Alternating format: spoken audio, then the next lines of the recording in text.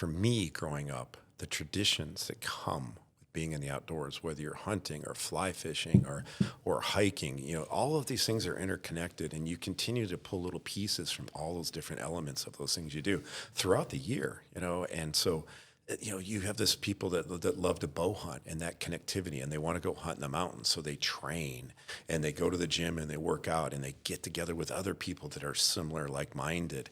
And then they believe in that resource and they want to make sure that it's protected. Well, there's all your hunting groups. There's all your wildlife NGOs.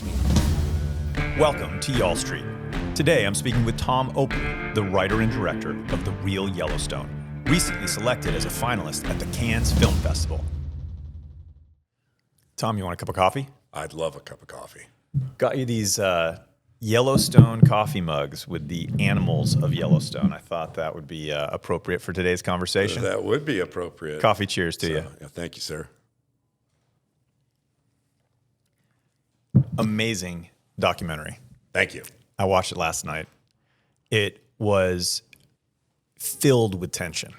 And welcome to the American West. Talk to me about it. What was the inspiration of the documentary? Well, we're in a society now where everything's really urbanized. People don't understand a lot of the basic things in life. Like, when they wake up in the morning, they flip a switch, they expect the lights to come on. All right. They don't know where electricity comes from. They don't care as long as the light comes on. The next thing of the day is walk into the loo or the bathroom, flush the toilet, out of sight, out of mind. Then the next big decision of the day is a chai latte or a caramel macchiato. But 2/3 of the world doesn't live that way. And we also live in a modern society where we make decisions that have downstream effects. And those downstream effects can be positive or they can be negative. In the case of wildlife habitat, we've come to understand that wildlife doesn't live in cities, and it doesn't even live on the tops of mountains in Montana or here in Idaho, because they're covered in snow and ice a big part of the year. It lives on fertile ground with people. And it's those people that live with that wildlife resource and that wildlife habitat that have to see a benefit in order to take care of it. Because as a species, we have a long track record, thousands of years of making a lot of mistakes and kind of mucking things up when it comes to our wildlife resources, because we didn't really understand that a lot of this stuff is very finite. And of course, a lot of it comes back from our own human population numbers. Since the Industrial Revolution, our population is skyrocketed if you look at the charts. And now we're at a point in our technological and modern society where we can produce almost unlimited amounts of food and store it for almost unlimited amounts of time. And of course, that's really good for human beings, because that means we can live on this planet a lot longer. And so that's putting a lot of pressure on what resources are out there. When did this urban migration really kick into high gear? Well, I think you can go back to real simple. You had homesteading days, and in the turn of the century, you get to the Great Depression in the 1930s. We saw a migration of people from the countryside, from rural places. Most people prior to the Great Depression had a family member or a friend that had a ranch or a farm. You knew kind of your impact on the land. You knew where your food comes from. Yet today we live in a society where the vast majority of our urban folks, a lot of them don't know where the food comes from. I remember hearing a survey right before COVID where they asked the kids in the public high school system of Chicago where their hamburger came from, and 50% of the kids didn't know it came from an animal. So it's really serious stuff. And again, we live in a representative democracy. 50% plus one wins in a day. And so there's decisions being made and policies being created and laws enacted that have serious implications. In many cases, kind of the law of unintended consequences, which have really drastic impacts on land and wildlife and rural communities. So your hope for the film is to hopefully educate some of these folks in urban communities so that they understand some of the challenges that are going on in places like Montana. Yeah, 100% on that. It is about, we created a little nonprofit called the Shepherds of Wildlife Society once I recognized that there was this issue. And so part of that mission for the organization is to reconnect our urban society, our Western urban society with nature. And we really want them to understand what modern conservation is. We want to get that social buy-in, that social acceptance, because, the reason why you have birds in your bird feeder, The reasons why you have deer and turkey in the backyards, the reasons why we have national forest is because people saw a benefit and a value to utilizing in a sustainable way those resources. If we don't do that, you go back to market hunting days and the commercialization of wildlife, which is there was no hunting seasons. Let's shoot all the bison because we're going to sell everything. Of course, there's warfare going on there, so there's a lot of different factors. But we're going to kill all of these animals in order to sell them to make a buck. And of course, in the modern age, late 1800s, guys like Teddy Roosevelt, George Burt Grinnell, they came in and they literally brought in this modern ethos of conservation, the wise use of natural resources. Gifford Pinchot is the father of the American Forest Service, who, with those gentlemen, coined that definition. It's the wise use. To be a conservationist, you have to conserve. It's a physical act. It's not a state of mind. It's not an emotion. To be a conservationist, it goes back so simply as human beings. The majority of us are, we're made up. Majority of us is water. Okay, we need food, calories to survive. So wildlife was a big part of what we've eaten. I mean, just face it. Let's go back in human history to the time we walked on 2 feet. We've always hunted. We've always have a connection to the land. And that's really why I started making these film series. And it started off in 2017, 2021, right in there. We worked on a film called Killing the Shepherd. And it was in Zambia. It was about a rural community led by a woman chief. That's not a common thing there. And these people, she wanted to break the bonds of poverty by waging a war against wildlife poaching. And the story went off, and we ended up in a bunch of film festivals, over 40 film festivals around the world. Won a bunch of awards for social justice, indigenous, and human rights. So, at the end of the day, you're like, wow, well, wait a minute, okay. And again, it's getting back to that fact that as humans, if we don't see a value, we have a tendency and a track record not to take care of things. Mm-hmm. So that film took off, and that kind of just started. I saw this huge opportunity that if you tell a really good story as a filmmaker, and as I've mentioned, I've been a filmmaker all of my life.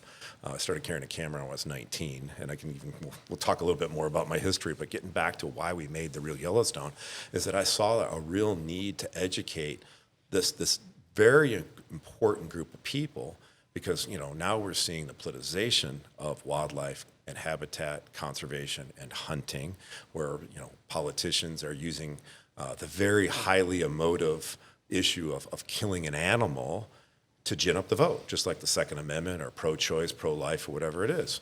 And so when you get into these scenarios, and of course we're also seeing the anti-hunting lobby, anti-use lobby that are using, they collect about $1 billion every year in their 990 tax returns. You can see that they're using that money to fight against conservation.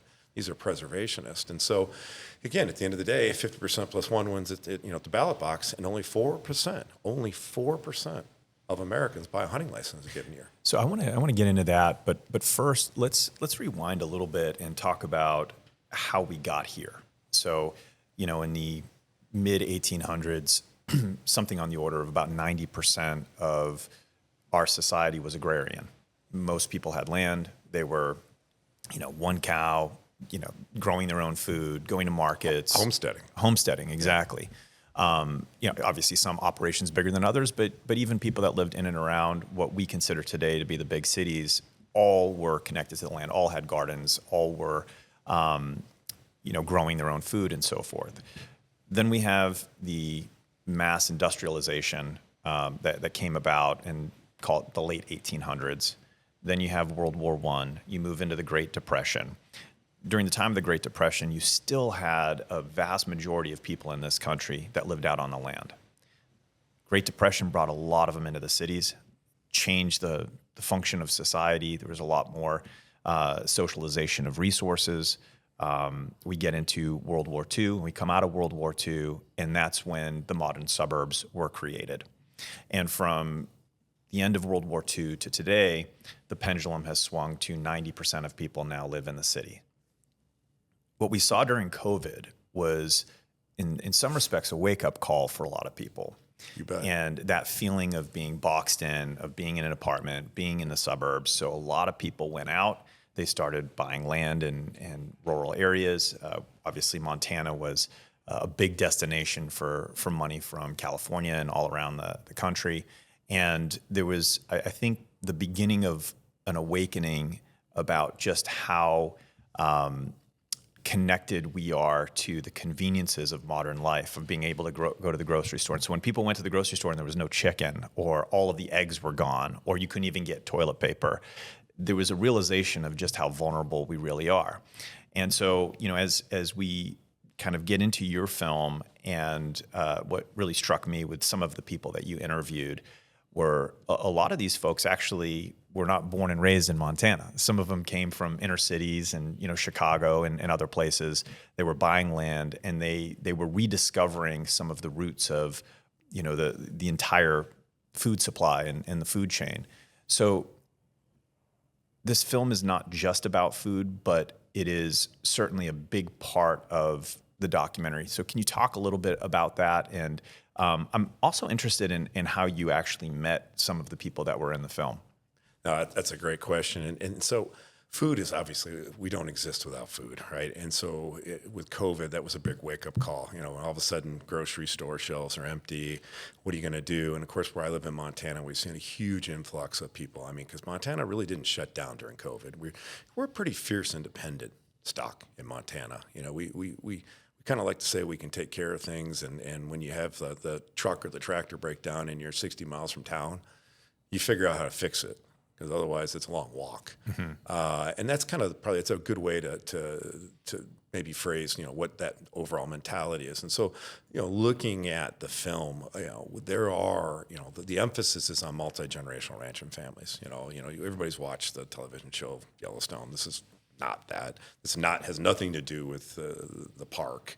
Has everything to do with that lifestyle of living on the land, utilizing the land to make a living, which ranchers and farmers do. There's not a lot of murder in your documentary. Yeah, so. Nobody's going to the train station. The Indians aren't trying to kill each other or kill the other guys, the cowboys and stuff. But it's the real brutal truth of what goes on the land. Again, what we look at there is that, hey, when you have a multi-generational ranching family out there, and they maybe have been there for 150 years. And if they're there for that long, they've obviously done something right.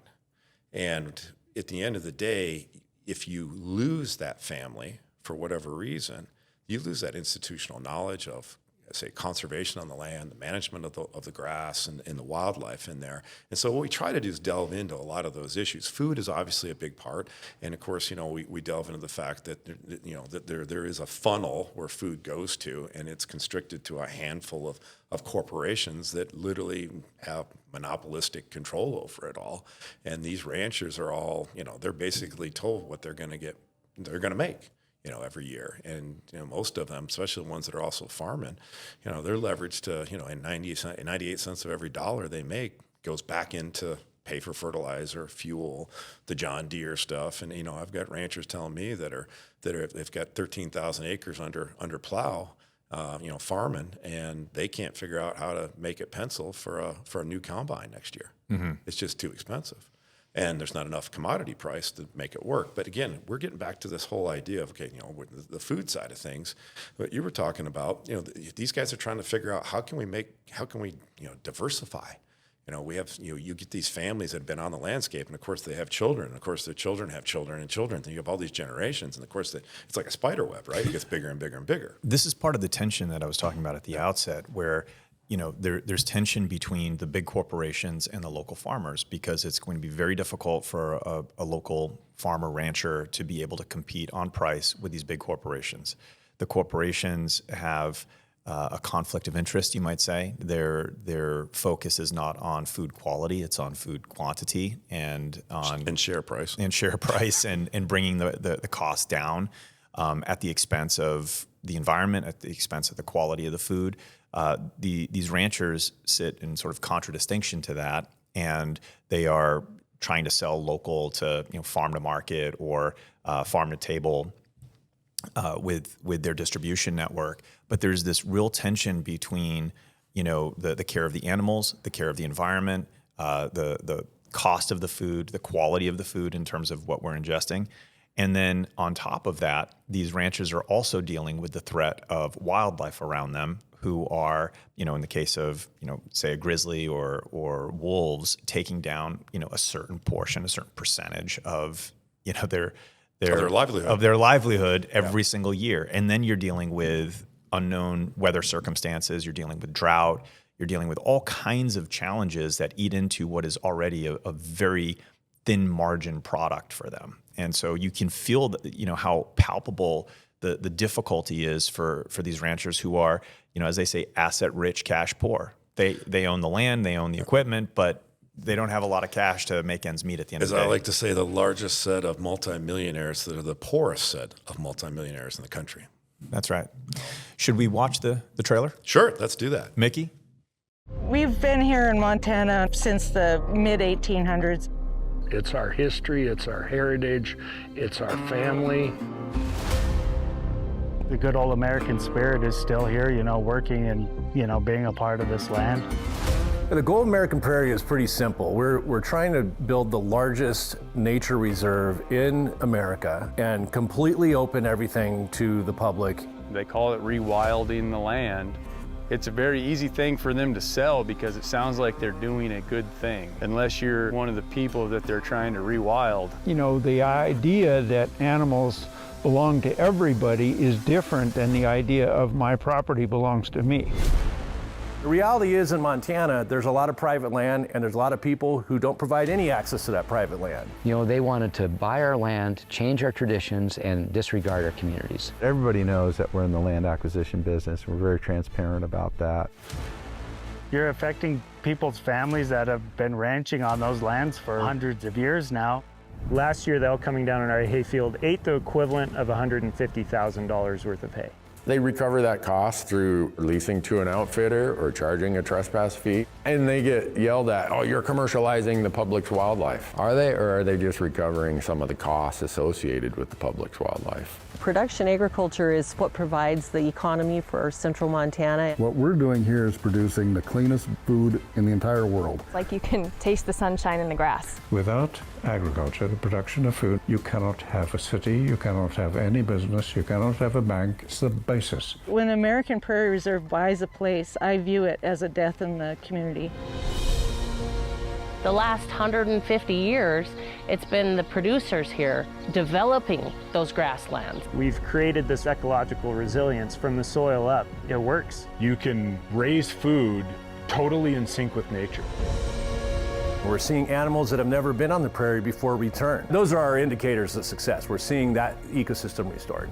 I don't know that I have the right to choose what should or shouldn't be here based on what's convenient for me. You can never take the human out of a conversation about conservation. This is all deeply connected. A lot of ranches are barely hanging on as it is. Everybody that's coming into this area is driving the price of land through the roof. And, then there were a lot of cattle in danger. Finally, the fire was going to overtake us, and so we took off. And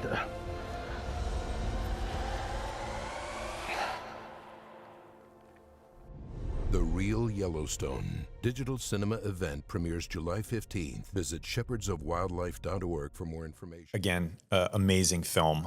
We were talking before the trailer about how you met some of the people that are in the film. Can you finish that line of thought? It's I've been in Montana most of my adult life. I have to admit, it's starting to push 30 years now.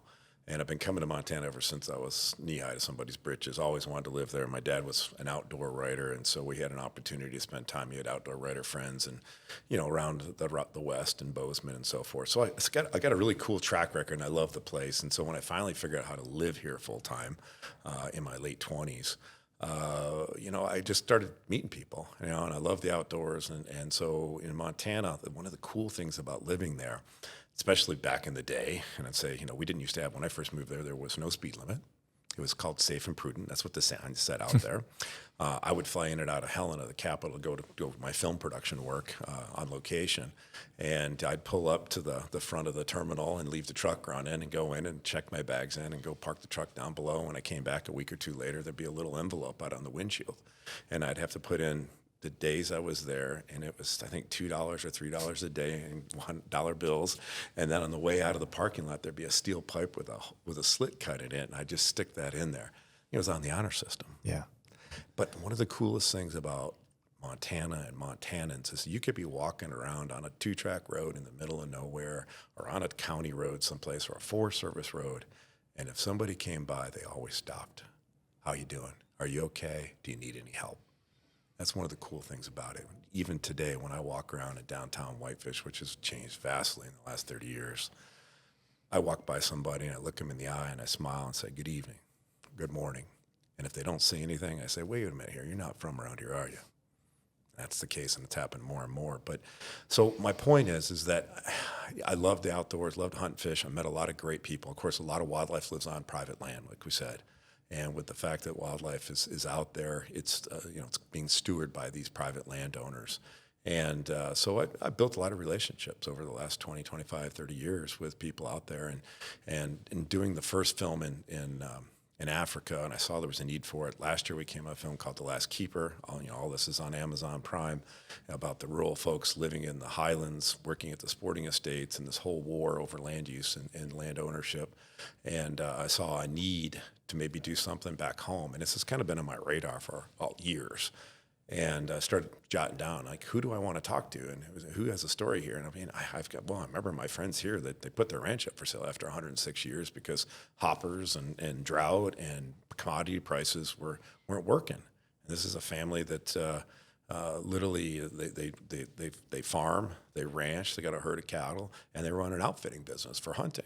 And between all those businesses that make enough to make ends meet, but they had 3 kids, and the 2 daughters didn't want to run the ranch. The son wanted to run the ranch, but he married a young gal from Bozeman who was a city girl, a nurse, and they were afraid that it's 8 days a week, 80-hour weeks or more, 80-hour week, just a ton of business, a ton of work to do all this stuff and wear all these hats, and they were just afraid they were going to set them up for literally that they're going to end up divorced, and so they put the ranch up for sale. And of course, I'm friends with them. Go out and spend time on the ranch, and we've done some filming out there for some commercial projects and stuff. So, just really good, salty earth people. But you have these experiences, and I'm thinking back. Well, wait a minute, that's kind of a cool story. And then I've got other families like there's a rancher that also is an outfitter, and I'd met through that, and they do a lot of farming.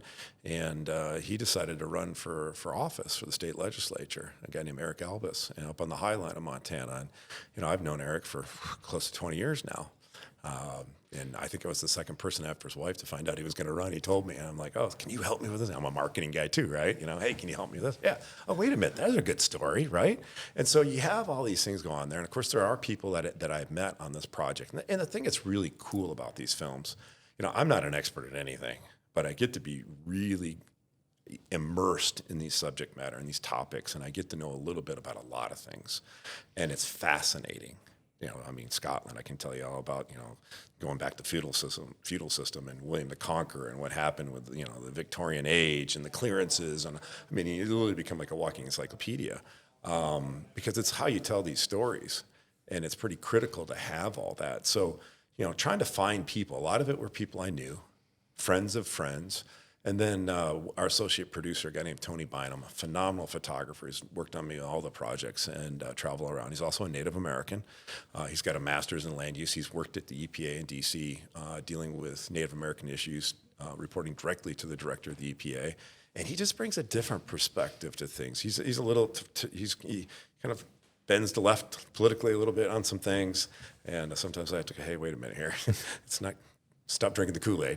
But at the end of the day, though, it's like, hey, we really have some really cool people. And so, we ended up meeting Matt Skoglund from North Bridger Bison. And this is a guy that was an environmental attorney, and he just kind of disillusioned with the whole thing, but he had this, really affinity for bison, and he wanted to do something, and he's got this really cool story. And this is a guy that I think he grew up in inner city Chicago. Yeah, he grew up in Chicago. Yeah, so of course he's not a multi-generational rancher, and so, but again, at the end of the day, I thought it was such a cool story.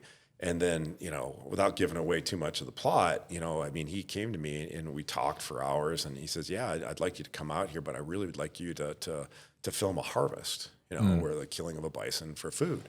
And I said, well, I'll only do it if you can bring one of your customers who's never seen an animal killed for food. I thought that was one of the neatest things in the film. Yeah, to see it was that really reaction. powerful. And the gal that came in there, it's just, wow, you just have to watch it. But again, it's kind of getting back to like, we're trying to reach that urbanized society that doesn't understand where their food comes from. Well boy, it's right there. And it's in your face, but I think it's portrayed in a way that it's not gory. It's not like, heck, screw you kind of thing. You got to watch this thing.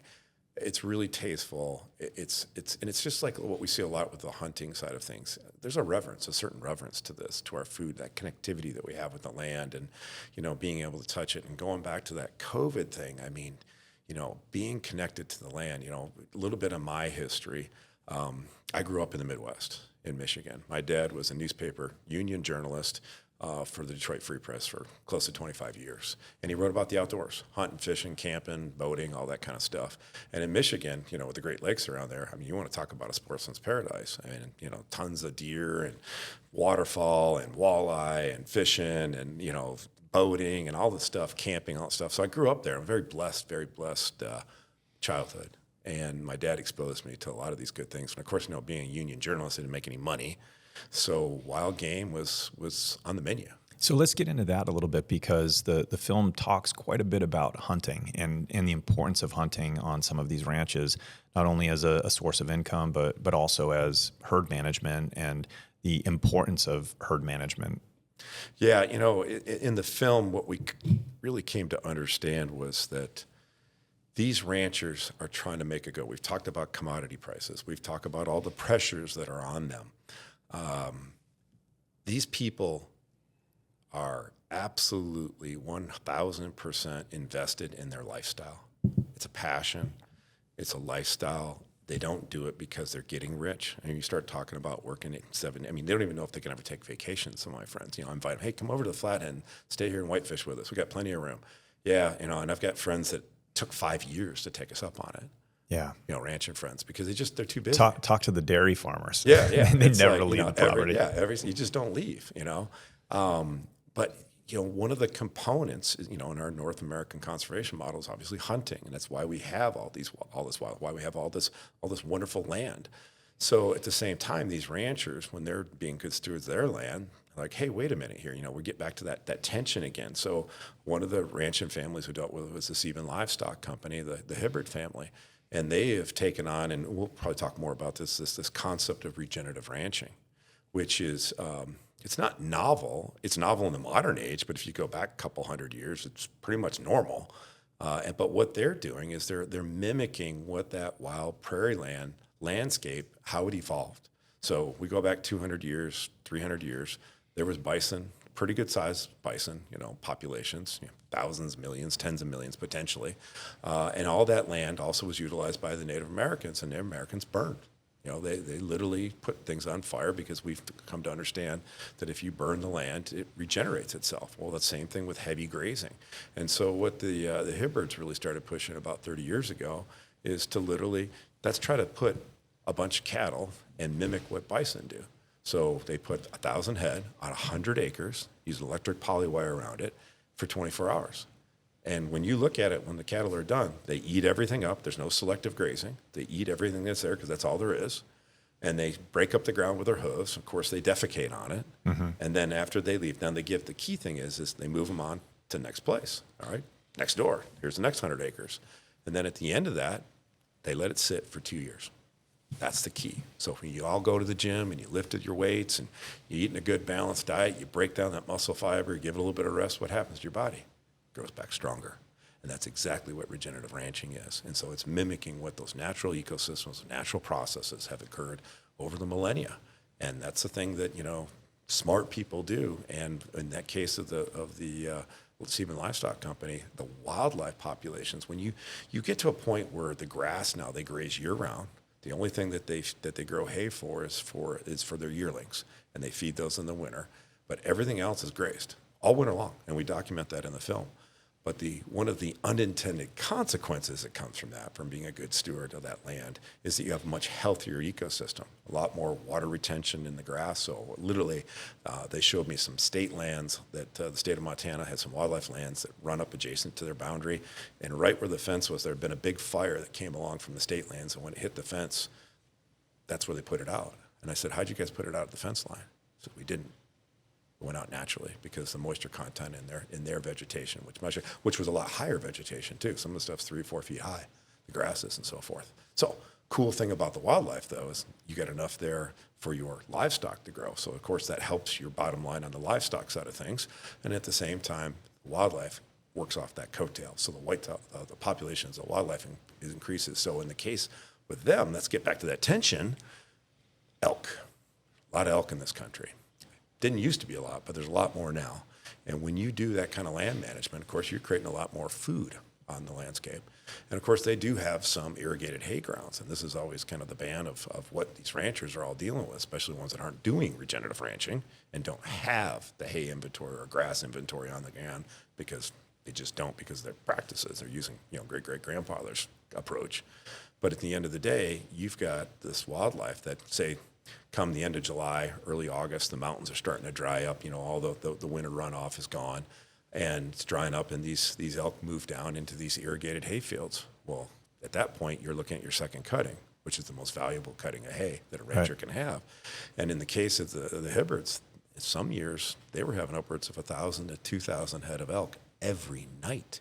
And the killer there is that in a place like Montana where you get a lot of snow, you have to store a lot of hay through the winter to feed your herd. Yeah. And if you're not doing regenerative ranching. Right. Yeah. But even the case of their yearlings, they figure conservatively that those elk were eating between $80,000 and $150,000 worth of hay in about a 4 to 6 week time period. Yeah. And it's just and that affects the bottom line.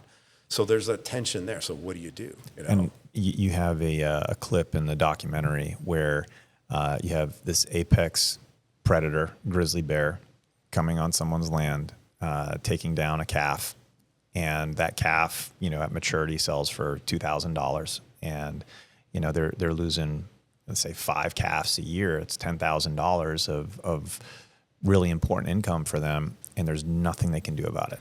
Well, you're talking about the Endangered Species Act and grizzly bears, which, believe me, I love our predators. I think all sportsmen, all hunters love to see wolves on the landscape, love to see the grizzly bear. But we compete with them, right? And of course, our ancestors didn't use this modern conservation ethos in their decision making, so they used strychnine poison.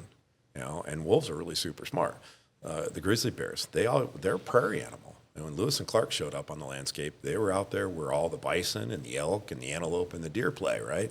It was out on the prairies. It was not in the mountains. It was colonization, by Northern Europeans that pushed those animals into a place where they wouldn't be, they were conditioned to live in those places because that was the only place they could be without being shot. And so now you're in a scenario where you've had over 100 years, and these bears have lived in Glacier National Park, Yellowstone National Park, all up and down the Continental Divide, and what is the largest untracked wilderness in Lower 48, the Bob Marshall Wilderness Complex. And of course, there was a lot of wildlife in that too at one time, not as much anymore. But then you're in a scenario where you now have these bears that, everything in nature is programmed to overpopulate the carrying capacity of land. If you talk to any good ecologist, scientist, they'll tell you that. It's species survival. Look at humans, 8.1 billion on the planet today, right? So these bear populations have increased. Of course, it takes them a while, but it's been since, I think, the 70s since they've been on the endangered species list. And now these populations have grown to a point where they're moving out back into the prairie. They're following the rivers and the creek bottoms, and they're going along there. Of course, they're omnivores. So they don't have to kill anything to survive every day like a wolf does. They can eat the crops, and that's exactly what they're doing. They're going right on down the Missouri River, down the Yellowstone, and down places. And so now we're seeing bears in places where humans haven't seen them over 100 years. And we also have a real issue there where, our government, federal government, state governments have not done a good job of educating people how to live with bears. And of course, we've got a whole group of people that live in the city that are telling you how you should live with bears, even though they don't live with bears. And we've got politicians that are making policy about bears that have never seen a bear track. So what would you say to those people who don't think that that bears should be hunted, that wolves should be hunted, that elk should be hunted. What is your response to them? I think we're now at a point now with the impact that humans have on the landscape. Let's face it, you can go to the highest point of the earth, Mount Everest, and you will go up there today and find all kinds of used oxygen bottles, trash, and over 120 dead bodies. You can go to the lowest point of the earth, the Marianas Trench in the South Pacific, and I've always said since that Fukushima nuclear reactor tsunami thing, it goes downhill. Sorry, but that's what happens, right? That's the reality.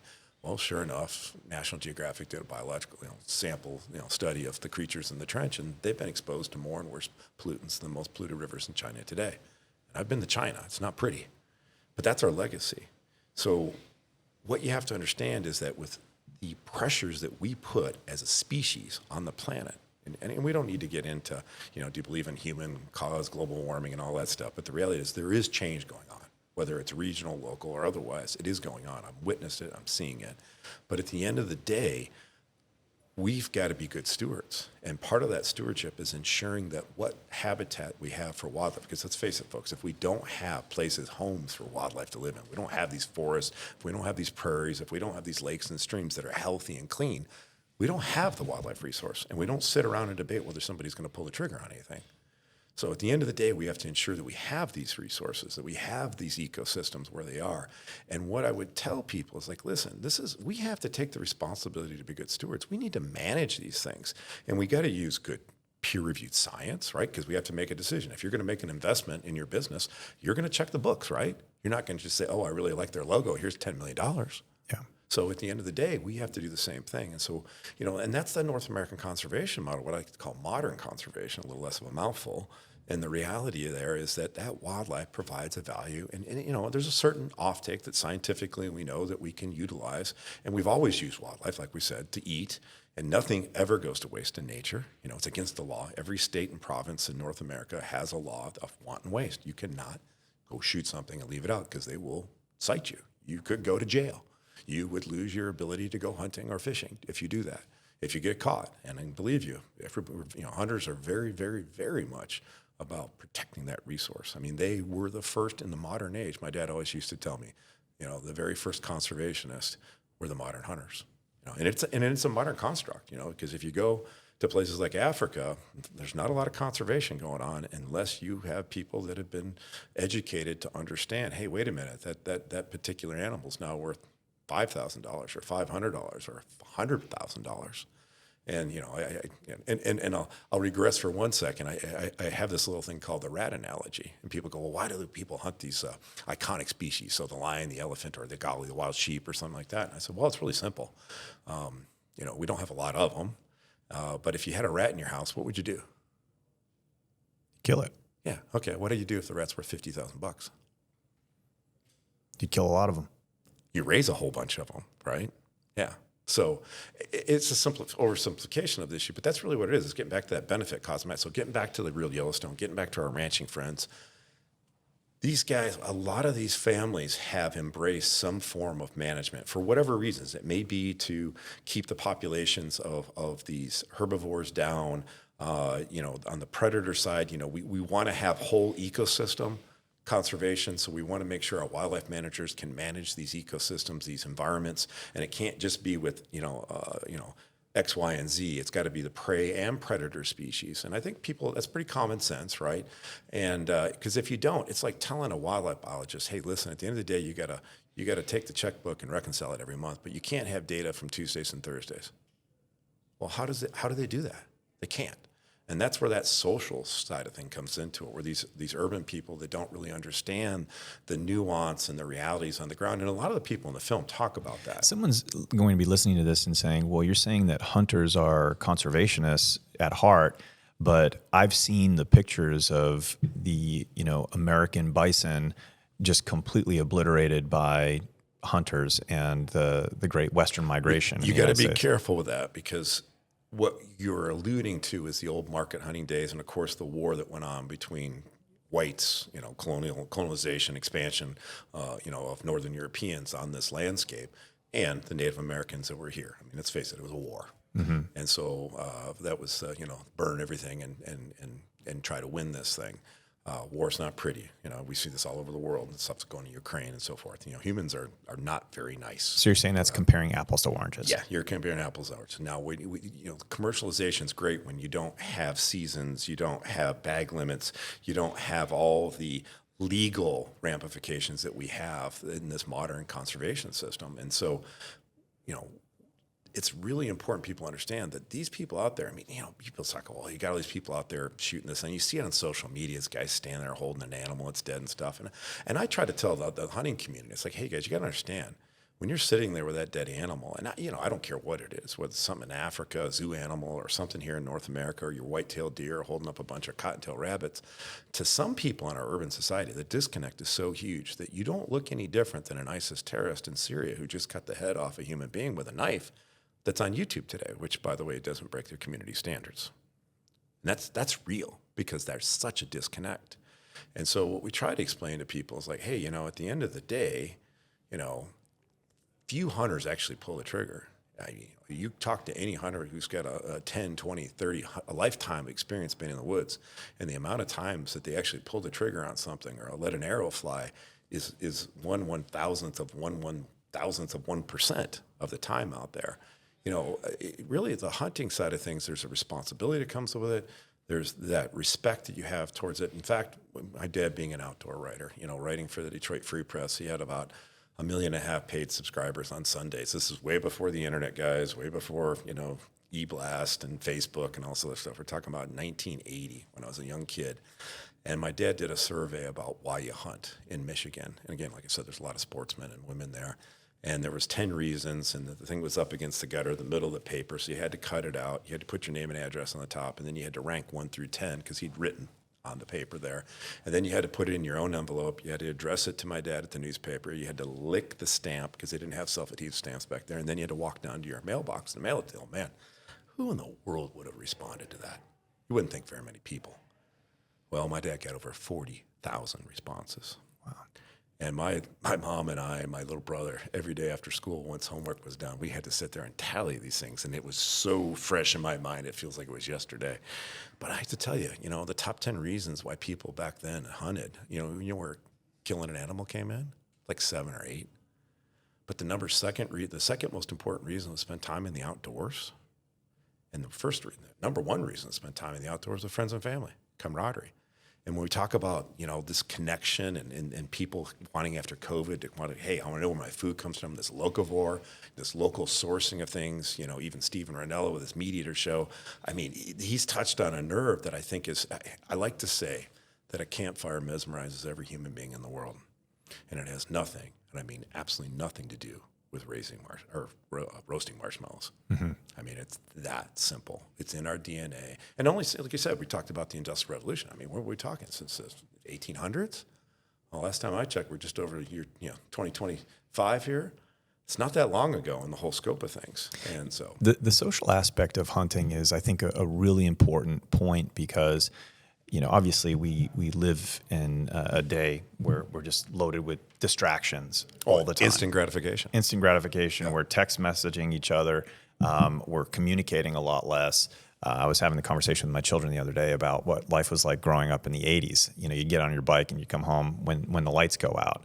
Mm-hmm. And we've lost a lot of that. And what is interesting about hunting is that in a lot of times you're in places where there's no cell reception, and the phone goes away, and you're having long conversations with your son or your daughter or your dad or whomever, and it really is a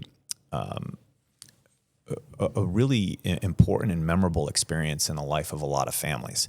So I being here in northern Idaho, a lot of hunters up here. It is. You're right. It's about spending time outdoors with people that you care about, and I think that's just such an important point. And it's so important in our makeup. For me, growing up, the traditions that come with being in the outdoors, whether you're hunting or fly fishing or hiking, all of these things are interconnected, and you continue to pull little pieces from all those different elements of those things you do throughout the year, and so you have this people that love to bow hunt and that connectivity, and they want to go hunt in the mountains. So they train and they go to the gym and they work out and they get together with other people that are similar, like-minded. And then they believe in that resource and they want to make sure that it's protected. Well, there's all your hunting groups. There's all your wildlife NGOs. I mean, in America today, we have, when it comes to the goodwill of sportsmen and the philanthropy of sportsmen, I've been in the UK, I've been in other parts of the world, and I'm like, hey, how come you guys don't raise millions, tens of millions, hundreds of millions of dollars for your wildlife NGOs? Well, the Wild Sheep Foundation on a Saturday night will raise $12+ million, and 99% of that goes back into wildlife and habitat conservation, the wise use of a natural resource.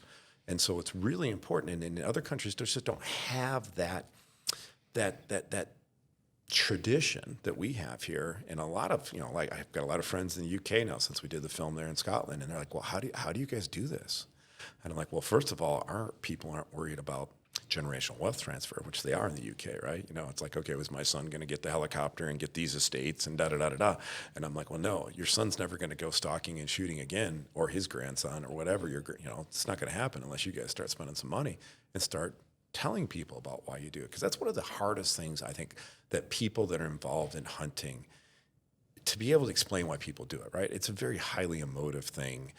It's a connectivity. It's hard for people to describe, and you hear this whole terminology that gets bandied around. I'm a meat hunter. I don't like the trophy hunters or what. No, there's no such thing as trophy hunting. There's no such thing as meat hunting. You're a hunter. You are pursuing an animal with the intent to kill it. That's all hunting is. I don't care if you're hunting a fly or a moose or you're hunting for morel mushrooms.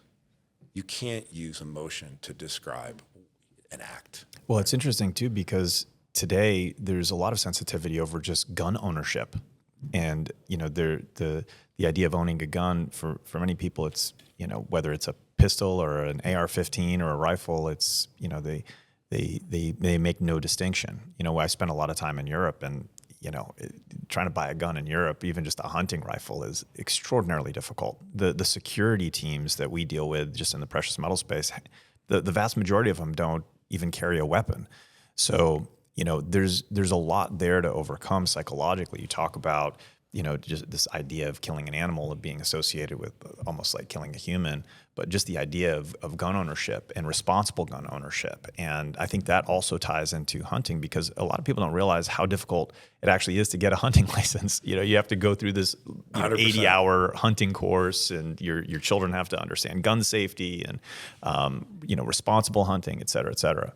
Yeah, and I think a lot of people don't understand it because we're not very good at telling that story. Yet, there is a certain segment of hunters that are really good at telling the stories. I can liken it to real estate. 5% of the realtors sell 95% of the real estate, right? Mm-hmm. Why? Because they're good at selling real estate. Well, 5% of the hunters put out 95% of the stuff that probably does not ingratiate ourselves to the broader public, stuff that just can look disrespectful towards wildlife. Now, 99% of hunters absolutely, that animal, that deer, that whatever that animal is they're pursuing, it's the holy grail to them. It's that important to them that they're willing to give up, a lot of their time, their riches, to help fund research and science and protection of the resources. Let's face it, all the hunting licenses they buy, all that money between that and Pittman-Robertson money, which I think last year, which is 1937, the Pittman-Robertson Act was enacted. It's a federal excise tax, as 11.3% on all firearms, ammunition, and archery tackle, and that goes to it gets divvied up among all 50 states fish and game agencies. And last year, I think it was $1.4 billion. That's all fine and dandy, but at the end of the day, hunting is not a right. Hunting is a privilege. And let me explain something here. Hunting is not a right because it's not in the U.S. Constitution. It is not in the Bill of Rights. It is not in the Second Amendment. But the Second Amendment propagates hunting. Now, I'm pretty sure our founding fathers, and mind you, you're talking to a guy here that my family goes back to 1620s here, and quite a few of them fought in the Continental Army. So I've got a pretty long history, and I love the fact that our founding fathers took the chances they took to do what they've done, because we would not have these wonderful wildlife resources if they hadn't. But I don't think that anywhere in their mind did they ever think that somebody would ban somebody going hunting, because that's how we survived. That's how we did. But now we have all these humans, and we've outsourced our killing, And because of that outsourcing and that disconnect that goes on, you've got people, like I said, that are making policy decisions and laws that have these terrible unintended consequences towards the resource. So again, I think hunters have to understand, I'll run into these guys and they'll be like, yeah, it's my right, da-da-da-da-da. And I'm like, it might be your God-given right, but at the end of the day, it's not a legal right. And so we get to hunt because of the privilege that all the rest of the population allows us to do it. So it's really important as hunters that you're respectful, that when you post things on social media, that you do it in a respectful way. And we even got to the point, my wife is a very accomplished huntress, and, hey, we talk it about respect. When I talk to these guys that are selling hunting trips, the outfitters, and even these ranching families, and it's a service industry. Why are they successful? Because of repeat business and referrals. Okay, what do you have control over? When you're on your operation, well, your facilities, the food, your staff to some extent. What do you don't have control over? Well, Mother Nature, the wildlife. You don't have any control over the weather. You don't have any control over the clients sometimes. But at the end of the day, the people come back to you and do business with you because you make good drinks, you tell great jokes. It's back to that thing, that survey my dad said. It's about camaraderie, being in the outdoors. Now, you did a heck of a good job conserving your wildlife resources so that there was plenty of wildlife to hunt, and the quality of the wildlife was good. So yeah, you've done a good job there, and you should be commended for that. But at the end of the day, we just do a terrible job of explaining that to the broader public. And so, getting back to the Real Yellowstone and why, what I found is a lot of these ranching families, that was another piece of the economic pie.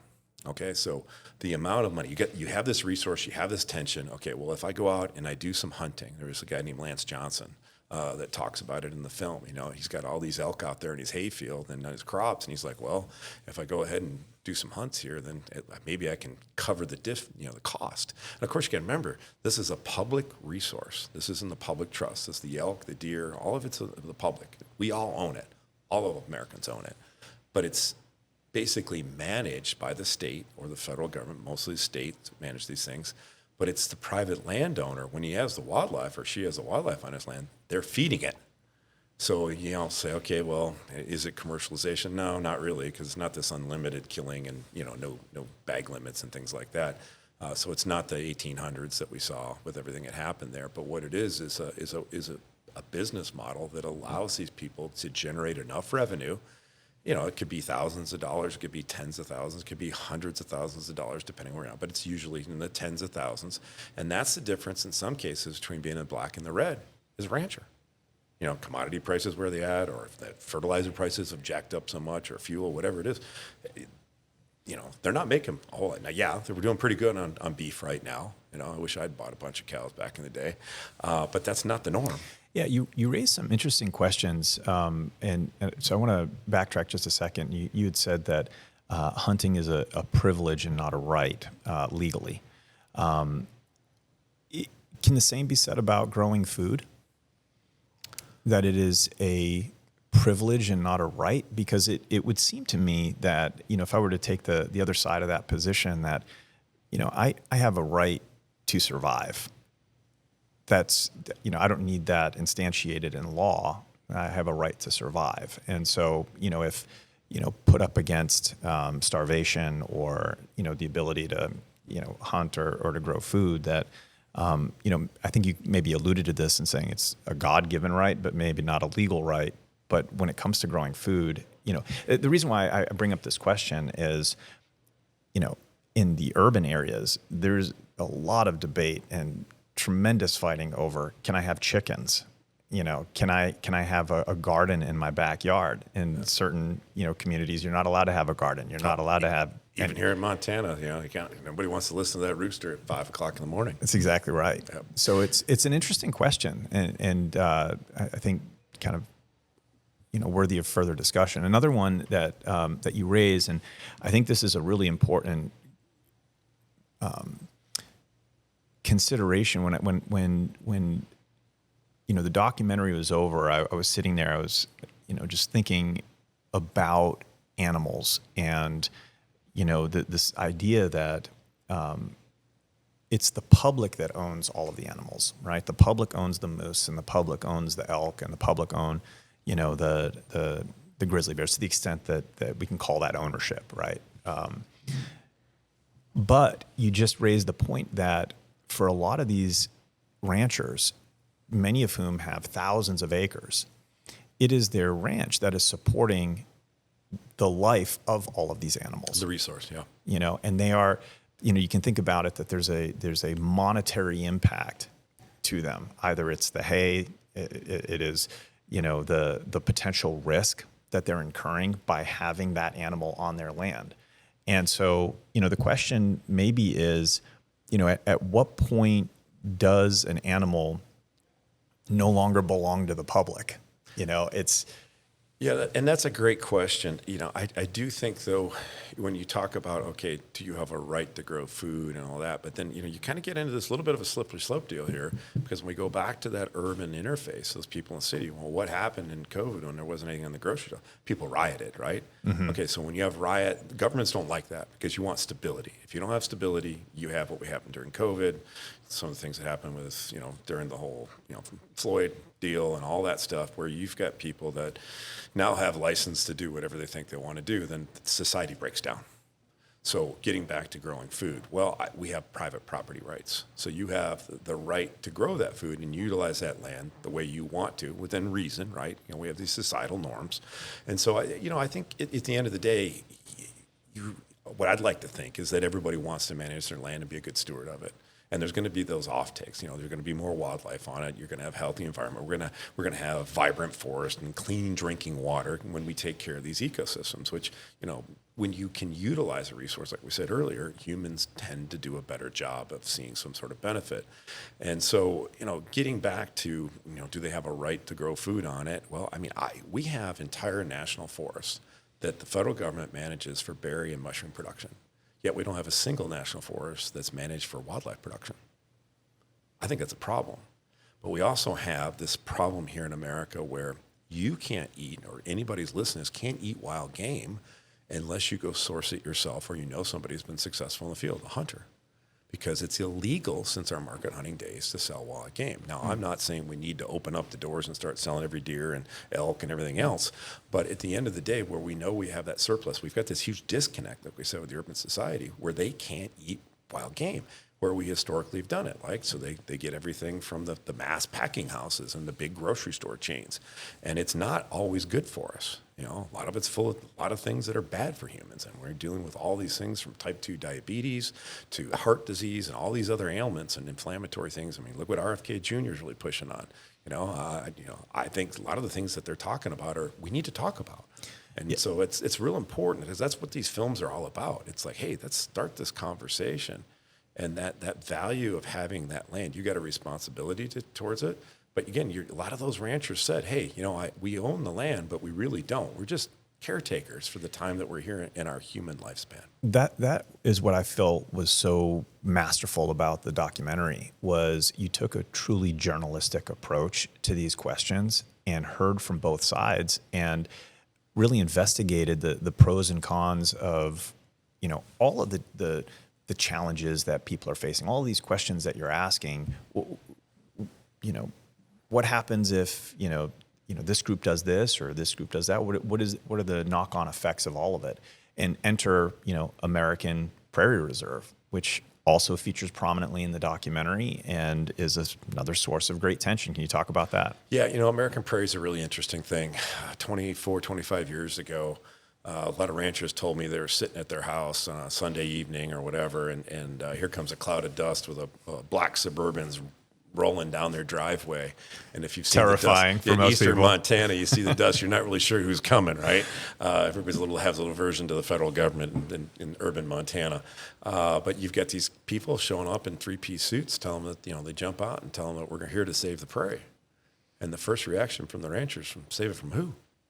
Because they've been managing these lands for, in some cases, 100, 150 years, and utilizing them and managing the wildlife resources and managing the grass and the water and all these things they're doing. And they like to think they're doing it right.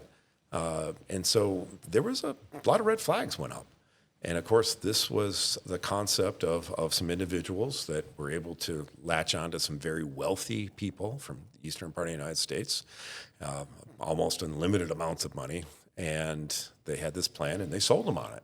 And so the plan was to take an area north central Montana, south of Malta, and along where the Missouri River runs through and Fort Peck Reservoir is, which is a reservoir that was built in the late 40s that has the Charlie Russell National Wildlife Refuge all around it. And there's a lot of land in there that's what they call BLM, Bureau of Land Management.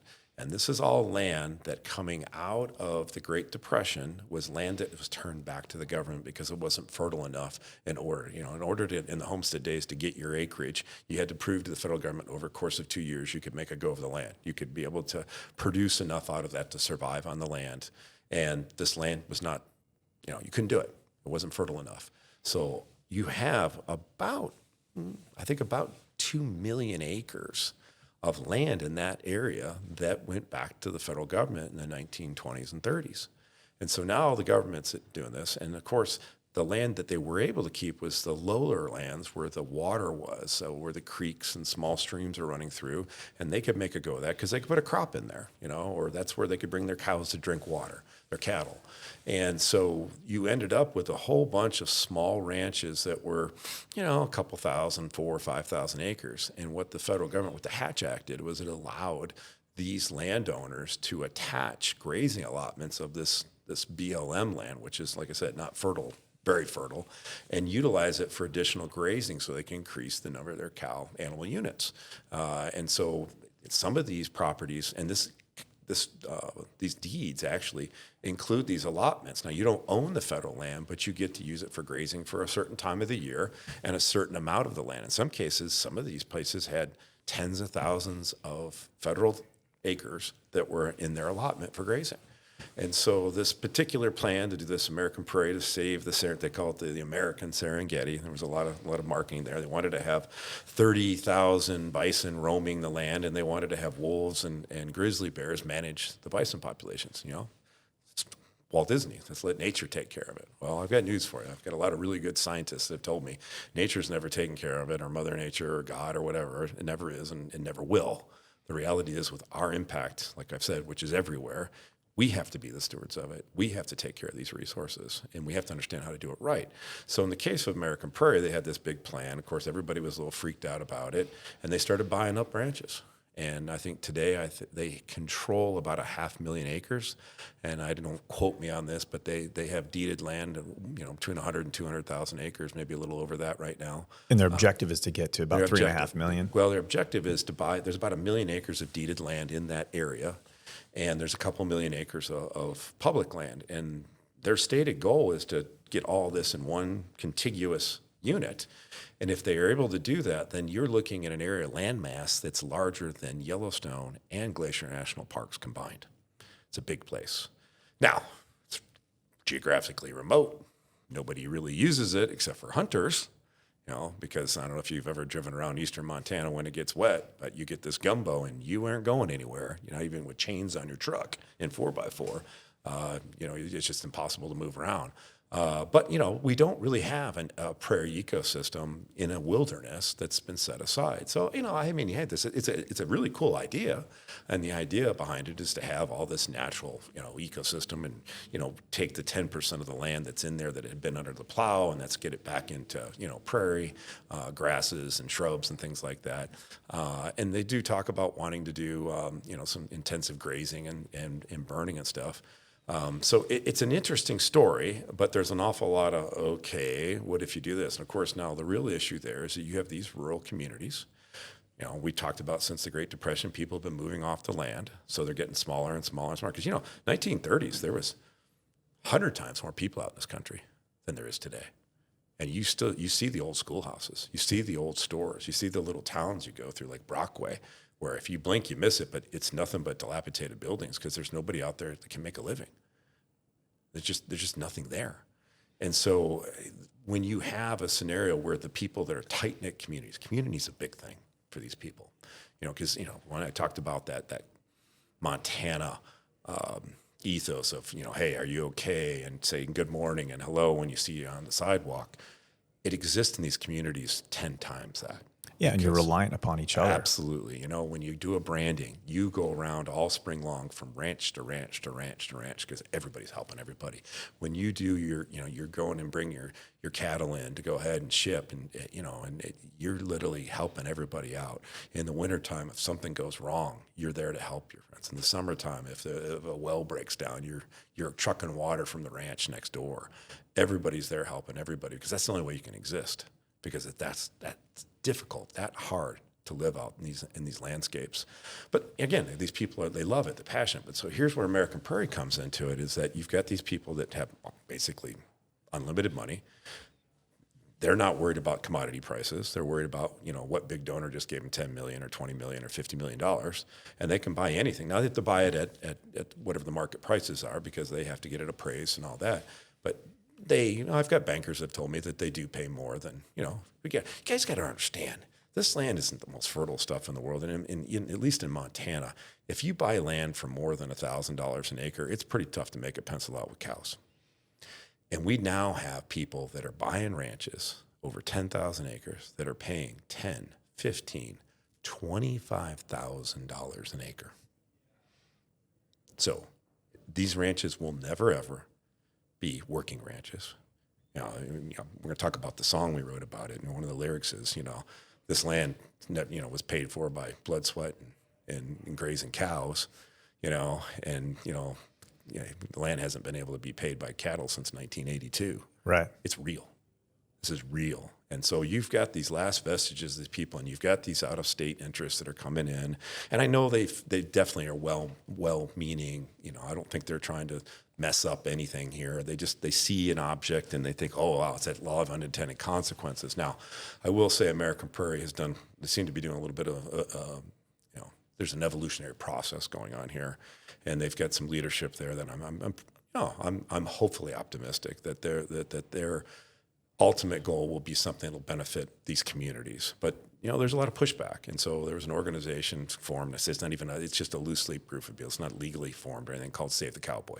Mm-hmm. And so a bunch of these ranchers got together and say, hey, you know what? We just need to figure out how to devalue our land to these people. So they put together, I call them negative conservation easements. Conservation easement being basically, hey, if we agree not to develop our land or whatever, somebody will give us some money or give us some tax breaks. And so it's a thing, right? That people do all over the United States, but especially in Montana.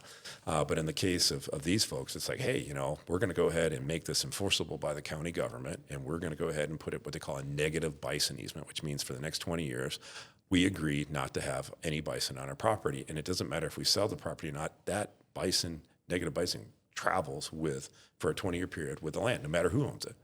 So the idea is, of course, they're trying to offset American Prairie wanting to be interested. And of course, American Prairie started off with just wanting to be in that one area, said south of Malta down to the river there, the Missouri River.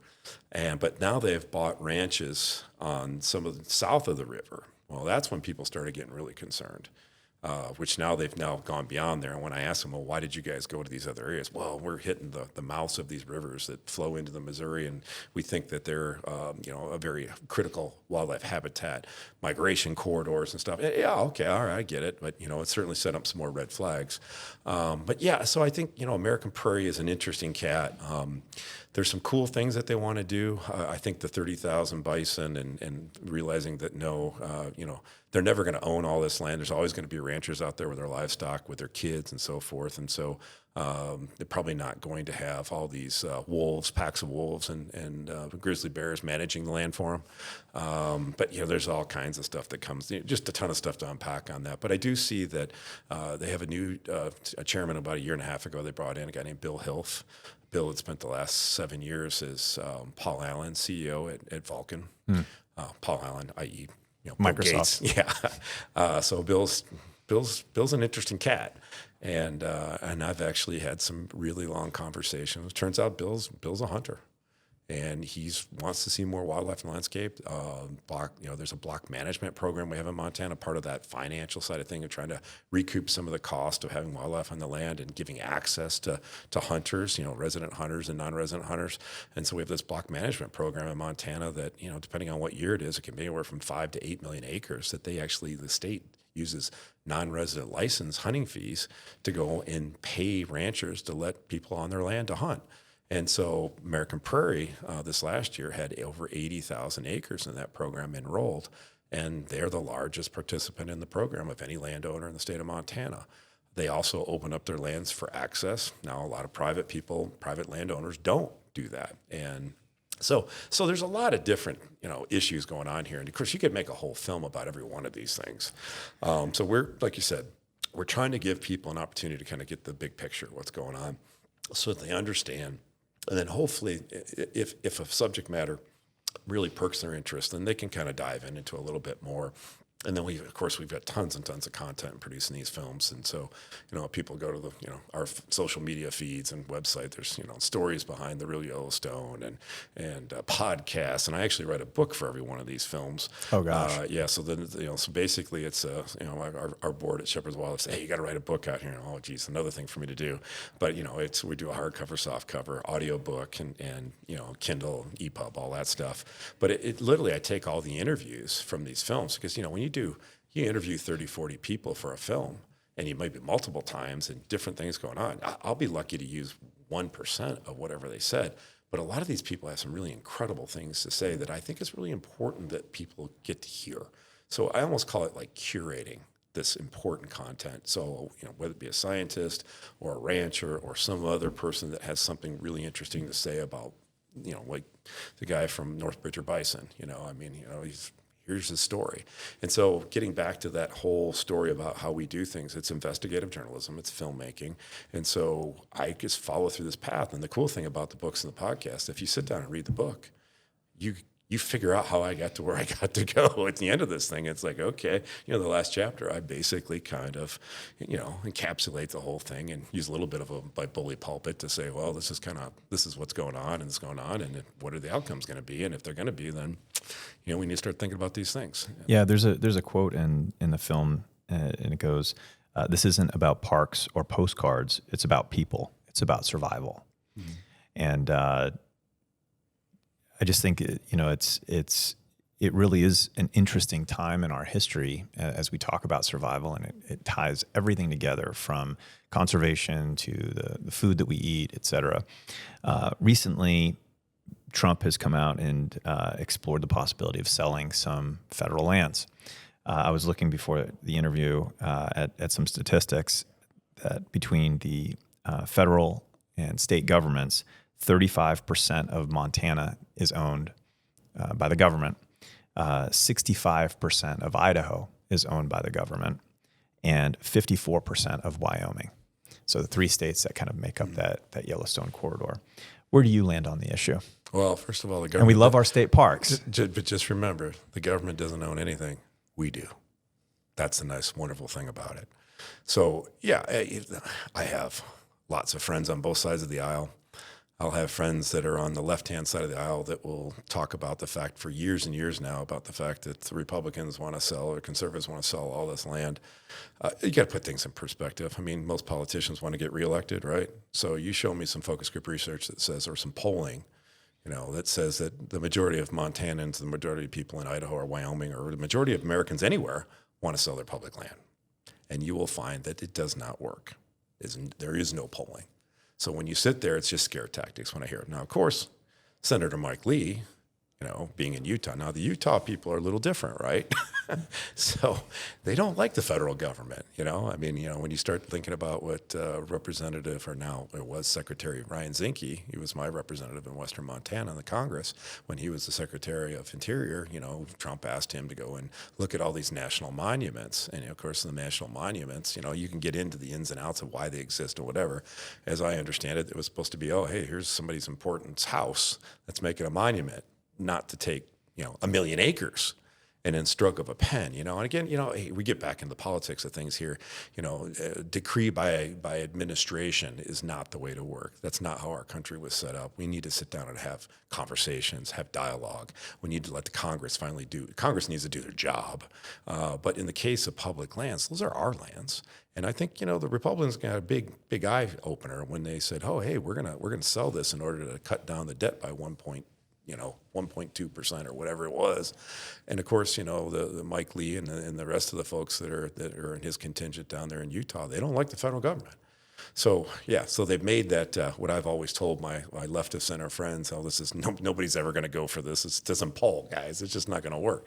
But they basically gave it some legs to stand on, the folks in Utah, which is unfortunate that that's the case. But I mean, we have that's what makes democracy so interesting. This circles back to the tension between the urban life and the urban voter and what's happening in the rural communities. I think you alluded to this earlier in the pod, talking about the 50 plus one. Can you talk about that a little bit? And, and just kind of the political challenges of the politics of what we're seeing today. When we're talking about conservation, talk about modern conservation with hunting being its main tenet or tool. We are seeing the politicization of that every political cycle. We are seeing politicians say, vote for me and I will ban this. We'll ban hunting here. We'll ban hunting of that. We'll go ahead and create laws that ban the importation of hunting trophies. We're now seeing things like IP3 in Oregon, which has not gotten on the ballot, but it's a ballot initiative. And I don't know what states we have in Montana. A lot of states have it. It's an apparatus where if you get enough signatures from around the state in each one of the voting precincts, that you can put it on the ballot in November. I mean, we're talking Athens here, right? Athens, Greece, mob rules, 50% plus one. It doesn't, if it gets enacted, it becomes law automatically. It doesn't go to the legislature, it doesn't go to the Congress, it becomes law. Now, there's a lot of unintended consequences that can come from that. But in the case of IP3 in Oregon, it would make it an automatic felony to harm any animal, wild or domestic. Now, you and I both know that on the domestic side for food, that the poultry, the cattle industry, the pork industry, they've got money, they're organized, they've got attorneys, they can fight something like this. And of course, these folks that are out there asking for these signatures on the street corners in front of supermarkets in Portland, Oregon, are going up to these people going, do you believe in bestiality? No? Sign here. I'm sure bestiality harms an animal, right? That's how crazy these people are to get this through there. Now, of course, the hunting community, conservation and hunting community, I've been part of efforts to try to bring them together to have just a hub for communication. So the left hand the right hand can talk to each other. People that are really good at lobbying can talk and help out other people that aren't good at it, or just so you can have this information and dialogue amongst these different disparate parts. Because the problem we ran into though is that the hunting community and the conservation hunting community, they don't play very well together. And so we ended up running against a brick wall or maybe a stone wall in trying to do this, which was unfortunate, but, it's kind of ingrained in our DNA as human beings. I call it the fishing hole syndrome. I'm not going to take you to my fishing hole because you might come back and fish it. Well, unfortunately, that's what we're dealing with here. So what happens if something like IP3 ends up on the ballot? Well, hunters are going to sit around there and talk about how great they are raising all this money, all the billions of dollars and all the millions of acres that we've conserved and all the millions of animals we brought back from the brink of extinction. But that doesn't mean anything at all, and I mean absolutely nothing at all to the 39-year-old suburban housewife who votes. She's all about the warm and fuzzy. She's about emotions, and that's exactly what the anti-use, that's their playbook. They talk about the evil trophy hunters. I mean, we know in America today that 9 out of 10 people are okay, that aren't strongly for or against hunting, that 9 out of 10 people are okay with hunting as long as it's for consumption. Mm-hmm. Okay, it's simple, right? We need food, right? It's okay, we've always done it. But as soon as you use the word trophy or safari as an adjective to hunting, that same group of people where 9 out of 10 are okay with it, go into the 97% negative. That's just a fact. Why? Because of that disconnect we talked about. So part of why we make these films and what we really see in this world with 8.1 billion humans, and the fact that humans have to see a value to having that resource, to be a good steward of the land, a good steward of the wildlife resource, getting back to that modern conservation model, is that we can't keep talking about the past laurels of a Teddy Roosevelt conservation. I'm sorry, folks, it's dead. It doesn't mean anything to the broader public. And again, I said earlier, only 4% of us buy a hunting license.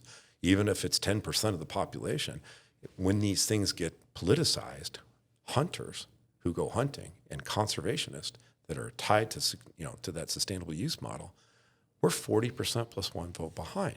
Okay, so we all know what the definition of insanity is, right? Keep doing the same thing over and over again. Well, that's pretty well sums up the hunting conservation community of the last 40, 50 years that I've been watching it. So What do we do? Okay, well, anytime that you want to win an argument, what do you do in a debate? You take your foundational argument of your opponent and you flip it upside down. But we've also come to understand the only reason why we have these things, and this isn't a gimmick. It's just honest to God truth.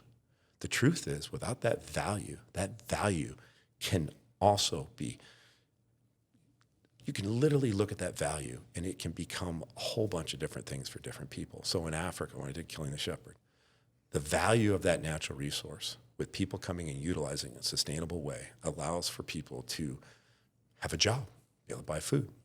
Now, these are subsistence farmers. Crops fail. They don't have crop insurance, okay?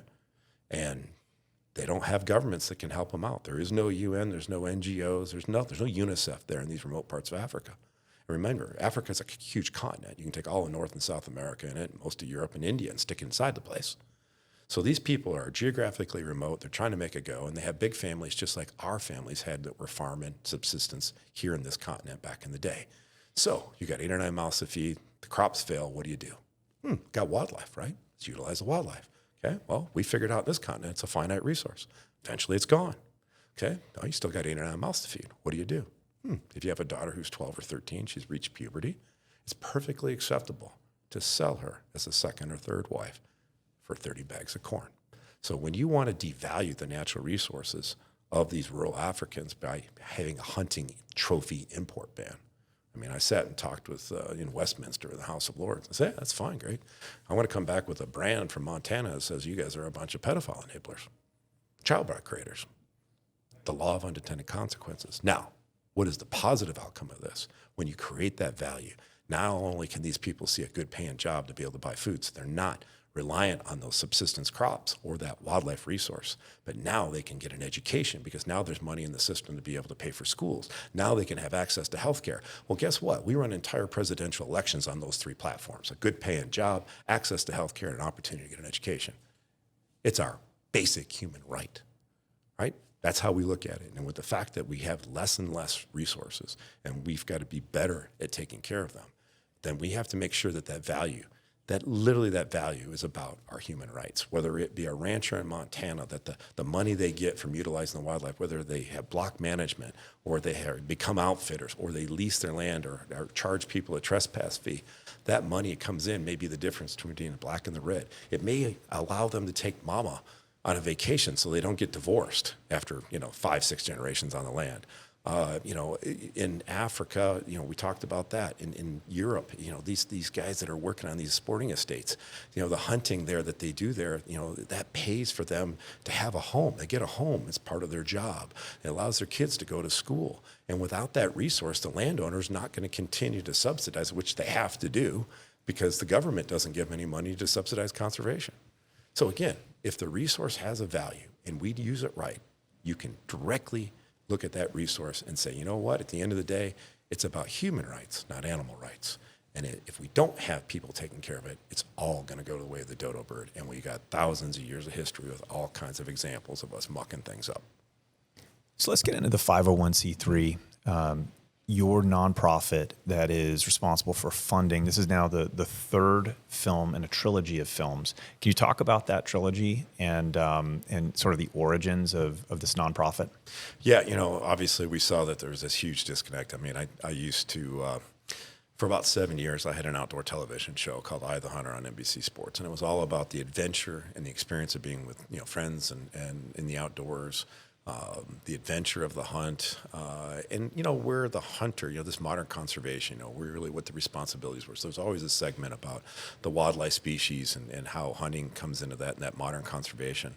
And 2015, a lion in Zimbabwe, in Wengi National Park, actually not in the park, outside of the park, was shot, called Cecil the lion. And it created this huge uproar worldwide, both on social media and on mainstream media.